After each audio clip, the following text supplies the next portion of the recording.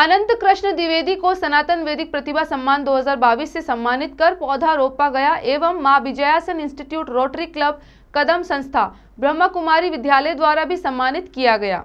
गाडरवारा क्षेत्र के छोटे से ग्राम दिघोरी से निकलकर पतंजलि गुरुकुलम हरिद्वार अपनी विद्वता का परचम लहराने वाले अल्पायु में गीता, योग सूत्र, पाणिनि सूत्र, व्याकरण आदि में महारत हासिल करने वाले अनंत कृष्ण द्विवेदी को सम्मानीय वरिष्ठजनों के साथ दिघोरी जाकर मां विजयासन इंस्टीट्यूट के संचालक व समाज सेवी मुकेश बसेड़िया द्वारा शाल, श्रीफल, पंचवेदिक किताबों के साथ सनातन वैदिक प्रतिभा सम्मान 2022 से सम्मानित किया गया तथा आध्यात्मिक क्षेत्र के मार्गदर्शक व प्रकांड विद्वान पंडित सत्यनारायण जी शास्त्री के सानिध्य में पौधे का पूजन कर वैदिक मंत्रों से अनंत कृष्ण का तिलक कर शुभकामनाएं प्रदान की व सभी ने मिलकर अशोक का पौधारोपण किया।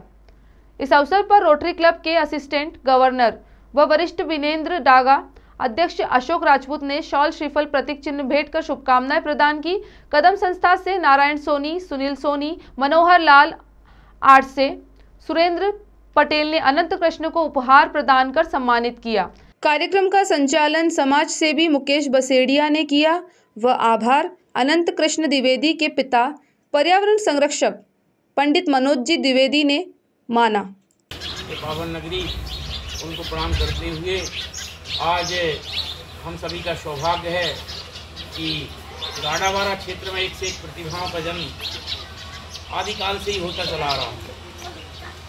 भगवान रजनीश के पहले दादाजी धूनी वाले ये सिद्धस्थली रही है संतों। वर्तमान में आशुतोष राणा जी पूरे सिने क्षेत्र में अपना और साहित्य क्षेत्र में अपना परचम ले रहा है। उसी तारतम्य में एक और बड़ी विभूति हमारे बीच में है जिसने सनातन वैदिक के क्षेत्र में अपना परचम लहराया। मात्र 5वीं कक्षा में श्रीमद् भगवद गीता के संख्यात्मक श्लोकों का कंठस्थ मंच से वाचन करना बहुत कठिन बात है, याद होना और मंच पर वाचन करना ये थोड़ा सा दुर्लभ विषय होता है।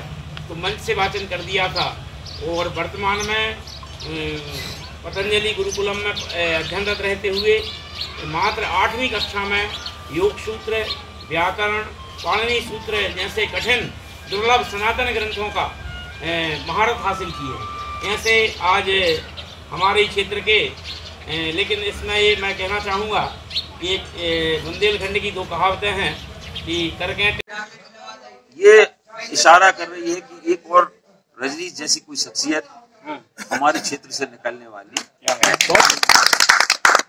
जो विश्व में एक अलग स्थान स्थापित करेगी। ये अतिशयोक्तिपूर्ण बात नहीं है क्योंकि मैं चेहरा पढ़ता हूँ, मैं चेहरे को देख रहा हूँ। बड़े गौर से मैंने देखा अभी कहीं व्याख्यान देवरी में या कहाँ उदयपुरा में व्याख्यान चल रहा था, लाइव चला रहे थे, हम लोग रास्ते में वही चर्चा कर रहे थे। तो आपने जो सोचा है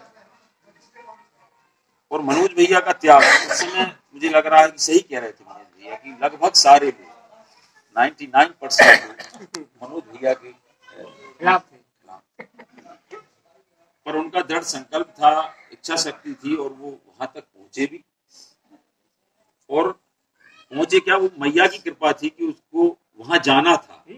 इसलिए इन तमाम विरोधों को झेलते हुए अनंत आज एक नई यात्रा पर निकले और उस यात्रा का स्वरूप क्या होगा ये आने वाले 4-5 साल के अंदर हमको समझ में आएगा कि इस यात्रा का स्वरूप क्या है।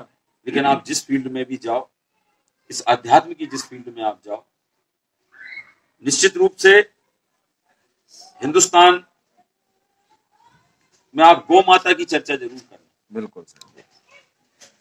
जो दुर्दशा गौ माता की हो रही है, हम लोगों ने उस पर काम करना शुरू किया है।